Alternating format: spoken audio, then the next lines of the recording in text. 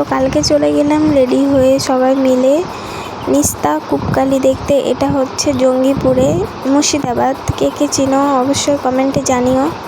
সবাই মিলে চলে গেলাম দেখতে। পূজা হচ্ছিল, খুবই জাগ্রত মন্দিরটা।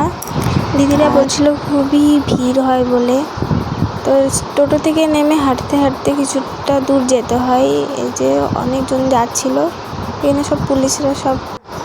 তা আমরাও চলে গেলাম এই যে মন্দিরে। দেখতেই পাচ্ছ তোমরা কতটা ভিড়। তোমরা কে কে এখানটায় এসেছো কমেন্টে জানিও। আর মন্দিরটা কি সুন্দর সাজিয়েছে ফুল টুল দিয়ে, খুব সুন্দর লাগছিল। মায়ের মুখটা তোমরা দর্শন করো, খুবই সুন্দর, চোখটা রাগি রাগি, খুবই জাগ্রত মন্দিরটা। পাশেই এখানে একটা পুকুর আছে, এই পুকুরে স্নান করা খুবই ভালো। তো আমরা তো স্নান টান করেই বেরিয়েছিলাম।